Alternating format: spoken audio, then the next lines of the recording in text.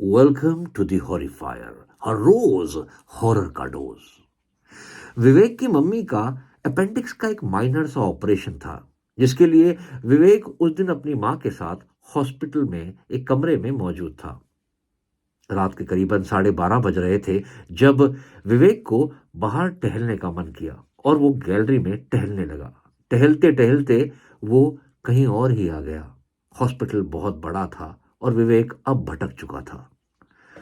विवेक एक गैलरी में घुसा जहां पर कोई नहीं था और वहां की लाइटें फ्लक्चुएट कर रही थी कि तभी एक दरवाजा खुला और एक आदमी उसकी तरफ बढ़ा और उसने विवेक को इशारा करके अपने पास बुलाया।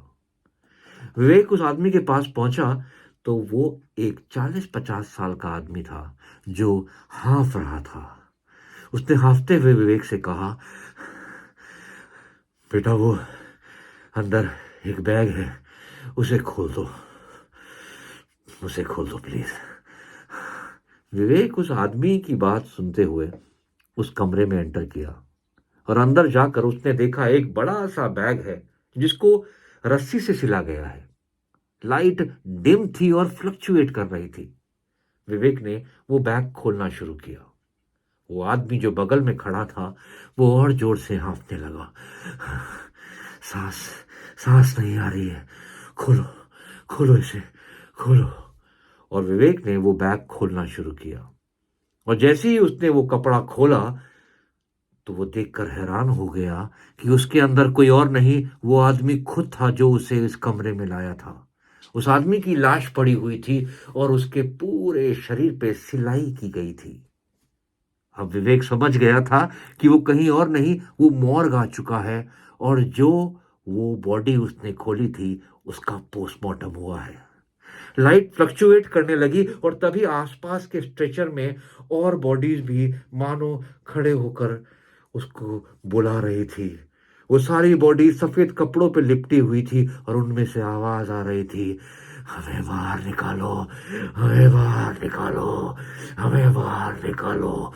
विवेक घबरा कर उस कमरे से बाहर निकला और वो गैलरी में भागता रहा और उसे डर रहा रहा था कि कहीं कोई और उसको अपने पास ना बुला ले, कोई लाश उसकी तरफ ना आ जाए। और वो बाहर निकल गया और उसने देखा कि एक आदमी, एक वॉचमैन बाहर कुर्सी में बैठा हुआ है, वो सो रहा था। विवेक उसके पास गया, उसने उसे उठाया और जैसे ही वो आदमी उठा मानो विवेक बेहोश सा हो गया। विवेक को उस आदमी ने पानी छिड़क कर होश में लाया और विवेक ने उसे सारी बात बताई। उस आदमी ने बताया कि वो जहां गया था वो मॉर्ग था और वो सारी लाशें पोस्टमार्टम वाली लाशें थी जिन्हें पोस्टमार्टम के बाद सफेद कपड़े से सिल दिया गया था।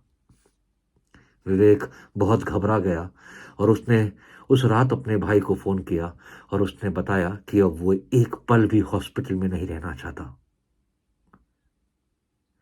इस हादसे के बाद विवेक के हमेशा जहन में ये बात रह गई। उसे अक्सर वो आवाज सुनाई देती जो बोलती रही, बाहर निकालो, बाहर निकालो, यहाँ घुटन है, बाहर निकालो। तब से विवेक कभी भी हॉस्पिटल में रात को नहीं रुका। अगर आपको ये कहानी जरा भी पसंद आई हो तो प्लीज लाइक, सब्सक्राइब और कमेंट जरूर कीजिएगा। इससे हौसला बढ़ता है। Thank you.